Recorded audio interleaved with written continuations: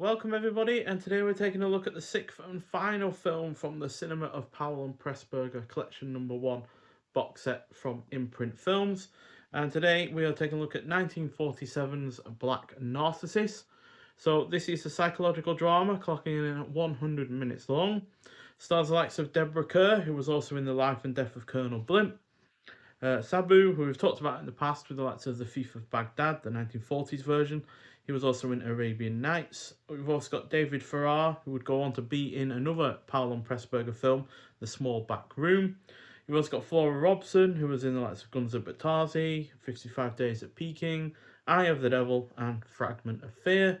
And finally, Kathleen Byron, who was also in A Matter of Life and Death and The Small Back Room as well. So obviously she gained favour with Powell and Pressburger being in at least 3 of their films. So a group of Anglican nuns led by Sister Clodagh are sent to a mountain in the Himalayas. The climate in the region is hostile and the nuns are housed in an old, odd place. They work to establish a school and a hospital, but slowly their focus shifts. Sister Ruth falls for a government worker called Mr. Dean and begins to question her vow of celibacy. As Sister Ruth obsesses over Mr. Dean, Sister Clodagh becomes immersed in her own past memories of love.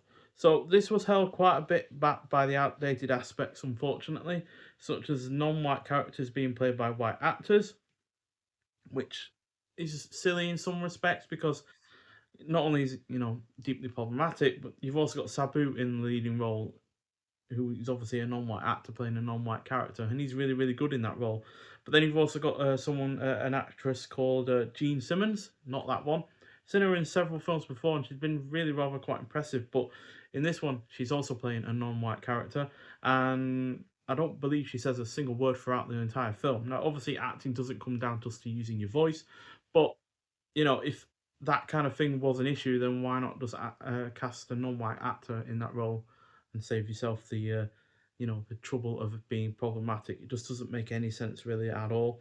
And on top of all of that, you also have the fact that some of the characters go around infantilizing the native population, calling them children, even though obviously there's plenty of grown adults there. Plus, on top of all of that, you've also got the characterization, which could definitely be stronger in areas.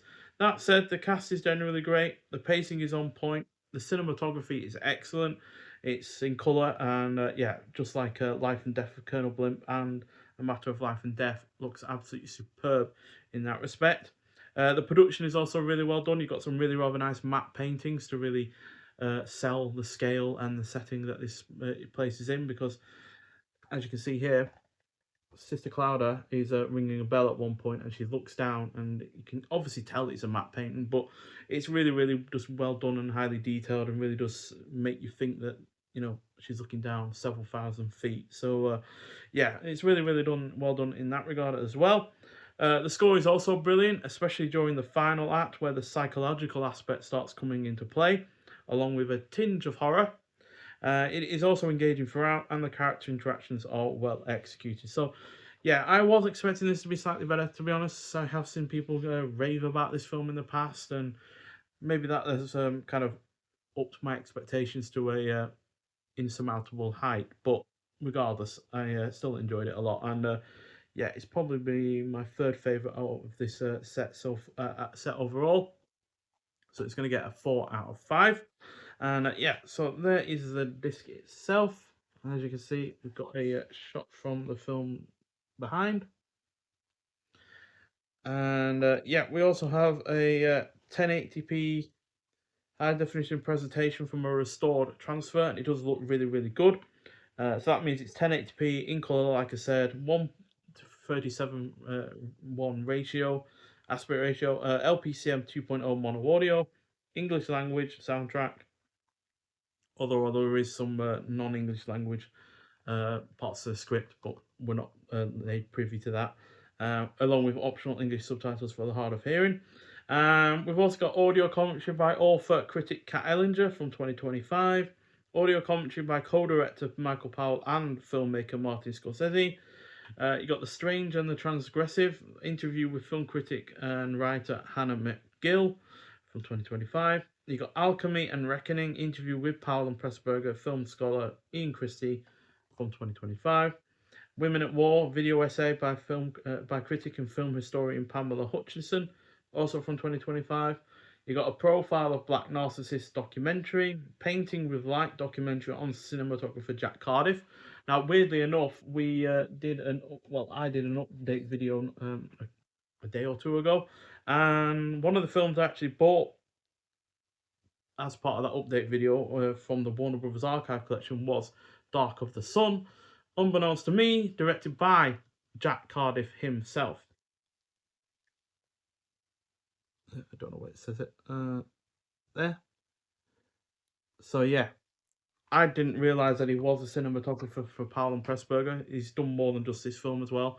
I think he's done a couple of ones before this one and some after. But yeah, I had no idea that he was a cinematographer before he's a director, and I certainly didn't realise there was a connection between this box set and an update video, which is really rather curious. And then we've got trailers from Hell, Neil LeBoot on Black Narcissus, and a theatrical trailer as well. So yeah, plenty of extras there, especially for a film that doesn't have a second separate disc like I think it was The Life and Death of Colonel Blimp did. But yeah, still an overall impressive film. It's just a shame that it does have some of those unfortunately outdated elements. So yeah, I know it's it's a nearly 80-year-old film, but there's plenty of films from that period that also, had non-white actors and the like in it, playing non-white characters, and it's just no real excuse for it at all, to be honest. Especially when it comes to the character that Gene Simmons plays, like I said, who doesn't utter a word, I believe, and yeah, she has been recast. So yeah, in terms of worst to best. My least favourite of the six would probably be Canterbury Tale. Then Spy in Black. Uh, Third would be 49th Parallel. Well, that's fourth technically. No, sixth, fourth. Yeah, fourth. In third place would be Black Narcissus. In second would be The Life and Death of Colonel Blimp. The only reason that is holding this back is the running time. At 2 hours 44 minutes, it's going to make any kind of rewatch something that is going to be very few and far between. And in first, A Matter of Life and Death. That opening scene in particular with this film is just so great.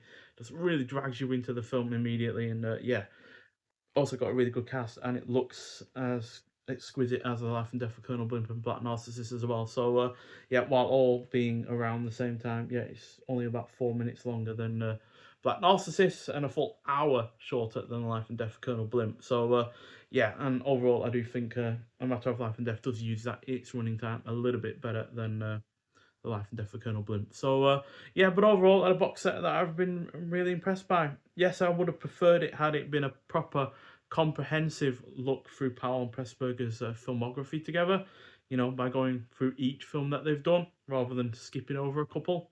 And I'm not sure why that's the case, but it is a little bit unfortunate, especially when we've had the David Lean box sets, which have gone through each of his films in order that they were released. So yeah, maybe when it comes to the next collection, they will go back and fill in the gaps that this one has left. But I would have preferred it for it to been in the order per box set. But yeah, no word yet whether or not a second box set is going to come out, but hopefully one does, because I really did enjoy all of these films for the most part. All of them have had their own positives, and yeah, all of them have been an enjoyable and engaging effort as well, and none of which have I hated either. So yeah, overall, really impressive box set and an impressive 6-film run as well. So yeah, but nonetheless, if you have seen Black Narcissus before, I'd like to hear your thoughts on it. But thank you for watching, and I'll see you in the next one. Bye.